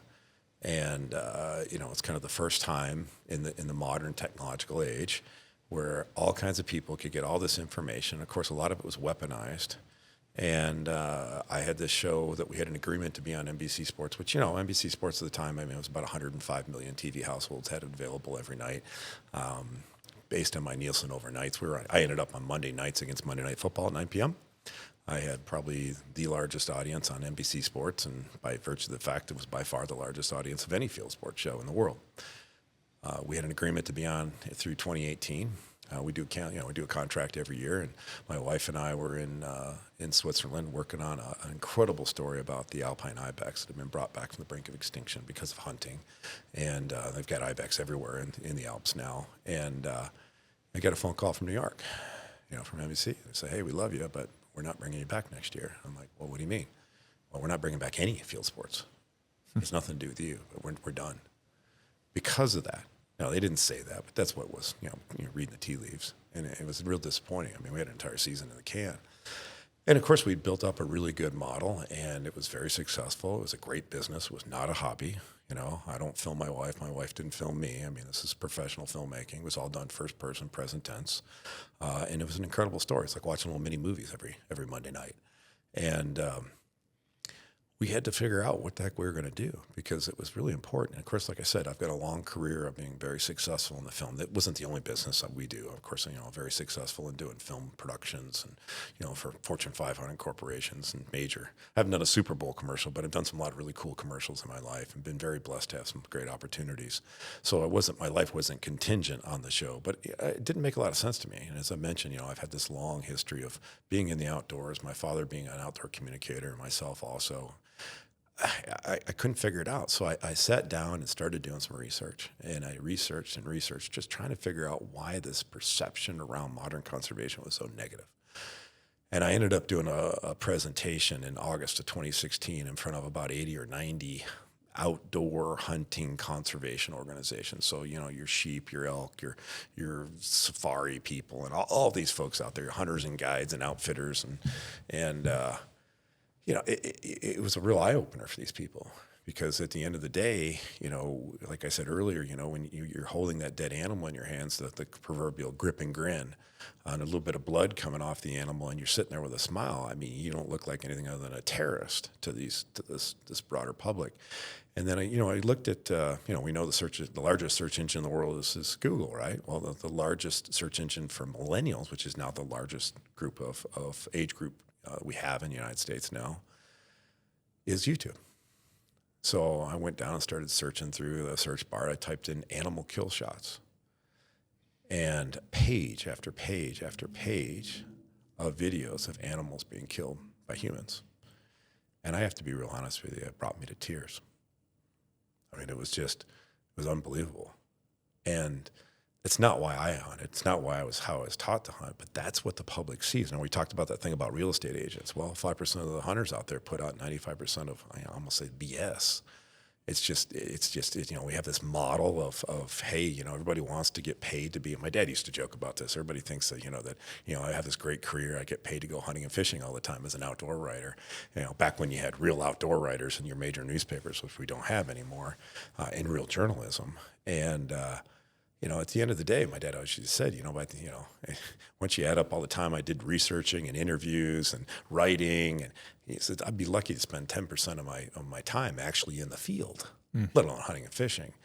And when we start to, there's this now that we have technological advances, you can buy a video camera, you can buy a $200-300 piece of software, put on your laptop, and you can go ahead and start producing a TV show. And and again, the enthusiasm and the people that do enthusiast stuff, I'm not trying to dig on them or anything like that. But what a part of this research I did was I looked at how many outdoor television hunting centric shows there. And at that time, this is 2016, between the Outdoor Channel, Sportsman's Channel, and Pursuit Channel, there were 286 hunting centric shows. All it was about hunting. Now if you work in Hollywood, if you work in the real world of film and television production, first of all, you don't fund your own productions. Somebody else does. Typically a studio for films or a channel, Discovery Channel. Like I said, I've done Shark Week before. Been involved in a lot of big productions, a lot of Hollywood stuff. If you were to look at the genre of all these different television shows that we produce, whether it be a Tom Selleck Blue Bloods or Cops and Robbers, or even these haunting, these ghost shows, show me 286 ghost shows that are produced in America today. You can't, because there isn't. There might be a half a dozen, because the money that comes to produce those and produce them well comes from one pool of money. People who want to make money because it's a business, right? You don't invest in a movie if you're not going to get a return. Yeah, it's a big risk. But studios, there's a reason why every film has the same damn formula, right? You got to have the hero or the heroine. You got to have the evil person who takes the heroine away twice, and then the hero gets her back. I mean, that's just a recipe because it sells. Because we want to they want to make money, and that's what Hollywood does. That's what these television shows are. So when you look at 286 television shows, where I guarantee you 95% of those television shows, the producers of them are not making a living wage. The reason why they're doing it is because they had an opportunity, because of maybe somebody left them some money, or maybe they have a business that they want to go and promote. Now, I'm not saying that's not a good thing, but when you break up that pie into so many different little itty-bitty microscopic points, you lose something. In this case, you lose production value. You don't tell the story right.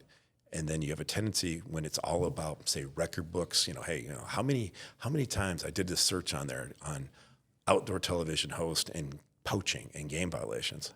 Go search it sometime, so folks. You will see the names of people that you know if you're a hunter, if you watch outdoor television. There is a long list of people out there that are very well known that are known to have admitted and been, convicted of crimes against wildlife. Now, I got news for you. I mean, if you were out there working with the NRA and you had gun violations, I don't think the NRA would be giving you money.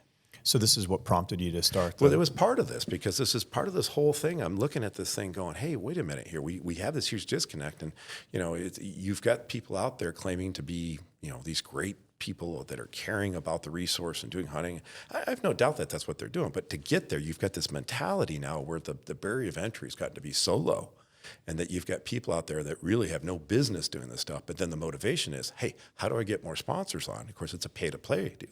So the Outdoor Channel started out with basically $1 million. You get 10 guys, $100,000 a piece, and you're buying bandwidth on the satellite. That's how it started.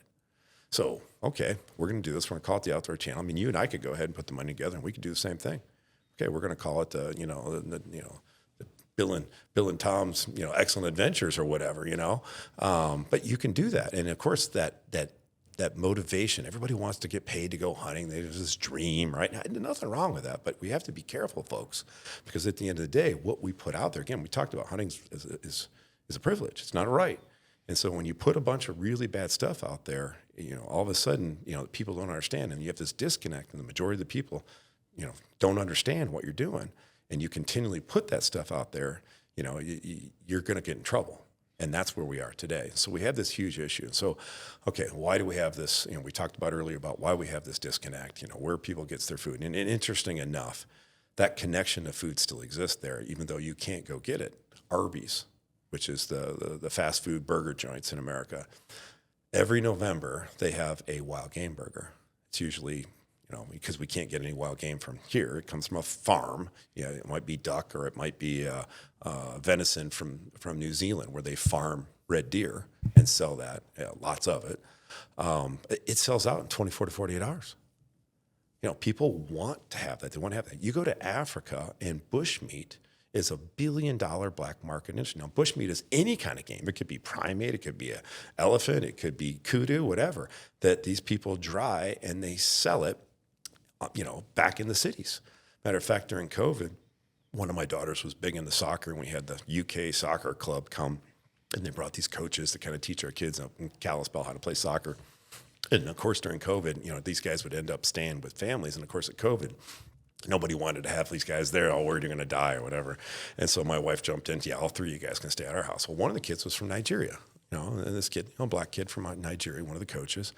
And we were working on the film Killing the Shepherd. And so I had received some photos on WhatsApp from the operators there of a bus they had on some poachers, and with pictures of the packaged dried meat and all that. And I just showed it to this kid. And I said, what do you think of this? Now, this kid lives in the city of Nigeria, and nowhere near any of these wildlife areas or anything like that. And he goes, oh, man, that's bushmeat. That's good stuff. You go to Scotland, where we did Killing the Last Keeper, they utilize their wildlife there. There's a place called Highland Game that they process 60,000 red deer a year, and you can go to downtown Costco in London and buy venison meatballs, venison steaks, and venison burger. and it all comes from wild venison in Scotland. Scandinavian countries, the national dish is reindeer, caribou. You can buy it in the grocery store. If you go out and hunt a moose, you can put that into the food chain too and buy moose in the grocery store. So it's really interesting how we have all these issues. But we have this disconnect, and I'm sitting there going, well, wait a minute.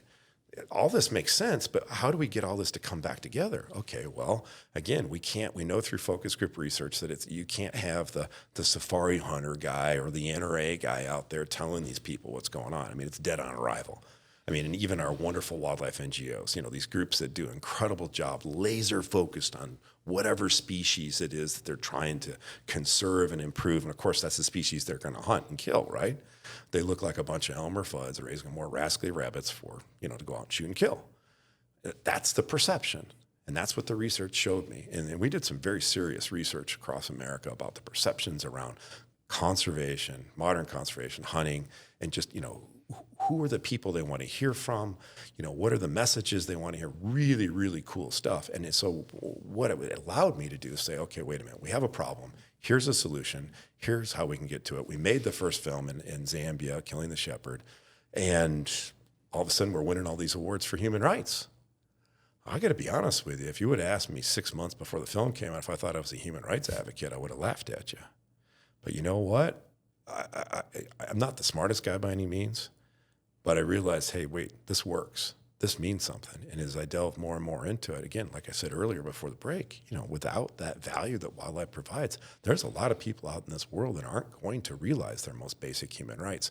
And how can we sit here in our country with all the great richness that we have, the grocery stores, the department stores, and all the things that we can go get to, you wake up, like I said, wake up in the morning and go worry about what you're going to order at the coffee shop.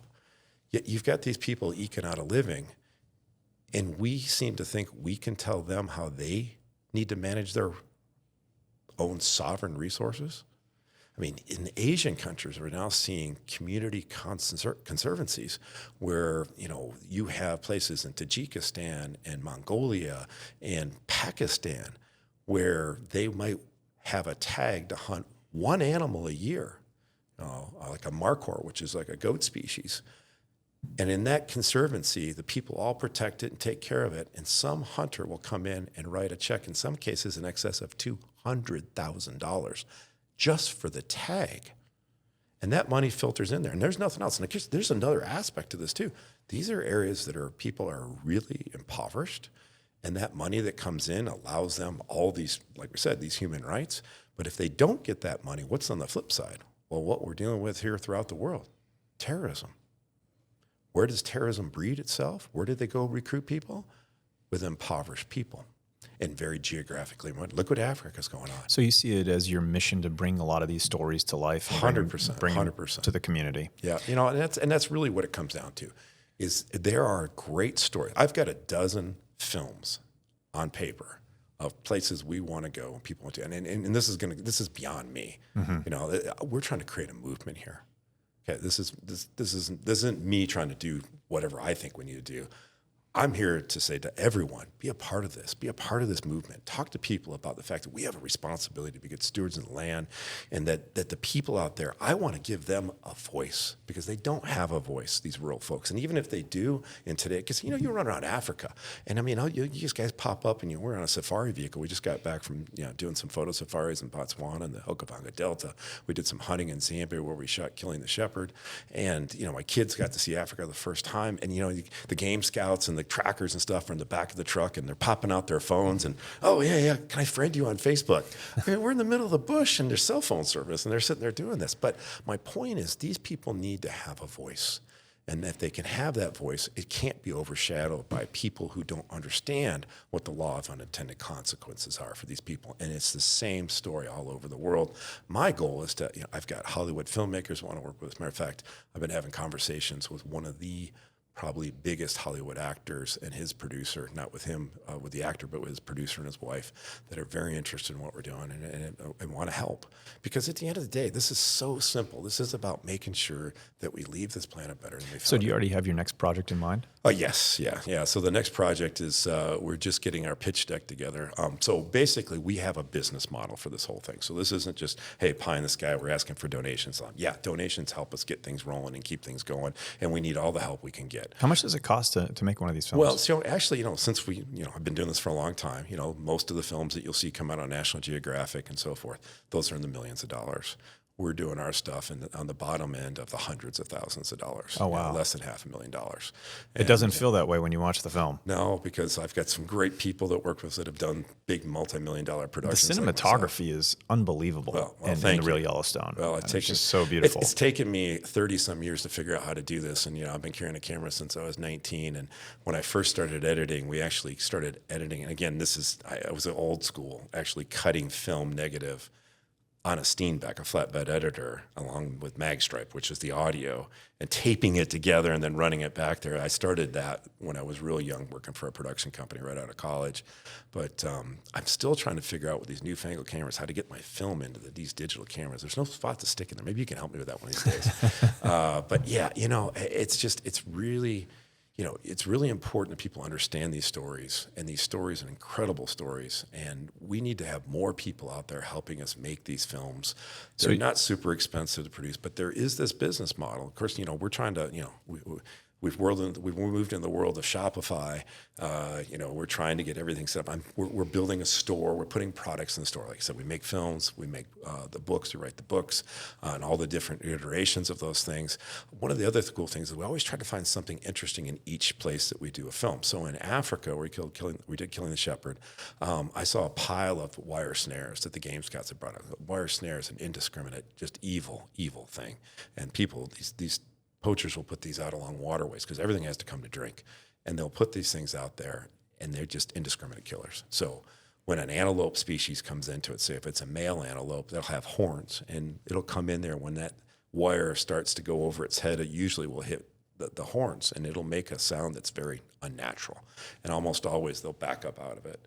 But in the case of the females and the young, they don't have the horns, or they don't have much of horns at that time. And when they feel that tension of that wire around their neck, that instinct to fly kills them every time. So you lose entire generations of certain species of wildlife. And so I saw all these, snares sitting there, and I'm like, what do you guys do with these things? Hey, we usually throw them in, concrete foundations, or they're building a dam or whatever they're doing. And I said, I kind of have an idea here. I mean, let's keep some of the better ones out here. And so I went back home and was working with my older daughter, who's somewhat artistic and whatever. And so we came up with this bracelet, snare bracelet. And so now we have 8 women in Zambia, rural Africa, that are repurposing these wire snares into bracelets. And every bracelet's an animal saved in the wild. And so that was a cool thing we've got going, which we sell through our website. We are also working with Wolfburn Distillery in Tongue, Scotland. We're coming up with our own branded 12-year-old single malt Scotch whiskey called The Last Keeper, that's branded with the film and all that. And so a portion of the profits will go to Shepherds of Wildlife. We've decided, besides the money we're going to receive, and it's a limited edition, 500 bottles, and it'll be out probably this fall. We've decided that we're going to donate a portion of that money to the United Kingdom's Gamekeepers Welfare Trust. In Scotland, in the countryside, almost 2 people every week take their lives through suicide because they're in these remote areas. They're being hammered on social media in their communities, and at one time, the gamekeeper was one of the most important people in these communities. They had the ear of the landowners. They were the people that you could go to get things accomplished. You could deal with issues, problems, whatever. But now they're being ostracized in their own communities by these urban people. And it's a sad, sad story. So what we're going to do here in Montana with the Real Yellowstone, we haven't figured out. But again, that economic model is to produce a film, to produce a book. We do a sneak peek, which we'll have the link, I'm sure, somewhere. You can go and watch. And basically, it's telling you a little bit about the film, giving you a sneak peek to the film. And we're asking for support, because if we can get support, we're a 501c3 nonprofit. We can use those monies to help buy Facebook advertising. $50,000, I can reach 5 million people. So where do people learn more? Well, shepherdsofwildlife.org. I mean, that's the real place to go. And from there, you can head into our store. You can be able to watch the films from there. You can buy. We're getting ready to do a multi-city tour around the United States, especially the West. We've got about 12, 13 theaters booked starting this tomorrow night. Yeah, tomorrow night is the premiere of the Real Yellowstone. Yeah. Well, then we go to Glasgow, Montana, eastern Montana on Saturday. Friday, we're in Havre, Montana. On Sunday, we're in Havre, Montana. And then we're in... Lewistown on Sunday, Havre on Monday, and Cut Bank on Tuesday. And then the next week we'll be in Salmon, Idaho. We'll be in Billings, we'll be in Missoula. We'll be all over the place. What does success look like for the film? Is it people going on the website? Yeah, so part of that business model is not only, so we sell tickets to people to go there, so we're hoping to generate some revenue there. And then really for us, our big thing is what we call a digital cinema event. That's where we really need people to come and watch it. So for $19.99, you can buy a ticket. It'll be good for you. You go on our website. That's going to happen in around that 15th of August. And so basically you'll be able to watch that. You'll be able to watch the 90-minute film in its entirety. And we've got a couple upsells on there. We'll have a panel discussion that we're going to record tomorrow night. We've got some great panelists that are going to talk about the issues, their first impressions of the film. We don't let the panelists watch the film in advance. We want them to see it first time up on the big screen and then tell us their first impressions. And it's really powerful stuff. And then, of course, we've got other opportunities. People can help us out with things. But we only run that for 30 days. So it's at that time period that you have it. We also produce a 55-minute version. We boil it down to 55 for PBS, and we're working with Wyoming PBS as our presenting station. So all three of these films are about ready to go into that PBS ecosystem, onto a catalog and distributed, and be available to all 300 and some odd stations in the PBS ecosystem. And then we also do a 30-minute version, and that's for educational purposes. So that's the corporate boardroom, classroom settings, and of course, political screenings. And so we just screened a film, actually the full film, with the director of the Department of Ag in Montana on Tuesday night, along with 15 other state directors from around the country that were, here in Montana for a program. And then we'll be screening this with state legislators all around the United States. We'll be at the U.S. Capitol, and then we're going to be at the end of the year at the CITES convention or conference of parties 20 in Uzbekistan. So CITES is the international trade of flora and fauna. 180 some countries abide by that treaty, including the United States. And we're hoping to get both the Scottish film and the Montana film into the program so that we can let people understand. Again, part of the CITES treaty is about ensuring that rural people see a benefit for their natural resources, but it's about how they regulate it. And unfortunately, it's been hijacked by the anti-use people, the anti-hunting folks, and those NGOs come in and actually literally in some cases pay for representatives from certain countries to show up. So you can imagine who they vote for. Mm-hmm. It strikes me that, the word conservation and the word conversation are very similar, two letters switched. And you can't really walk away from this film without wanting to have more conversation. And that to me is, just the telltale sign of great filmmaking. I was having this conversation just the other day with someone that, I hate the immediately forgettable sugar high movies that have become the norm. And I greatly appreciate the movies that you walk out of the cinema and you continue to have that conversation for another hour and a half with your spouse, your date, or whomever. Your film does that, and you've just done a tremendous job. I appreciate your time here today. And Tom, Opre, best of luck to you. Everybody go see this film. It's definitely worth it. Thank you. It's great to be here, and I appreciate the audience jumping on to shepherdsofwildlife.org and supporting us. And again, we love it. Post on Facebook, comments and share stuff. And I do everything I can to answer every single comment, every single DM, all that, because we're all in this together.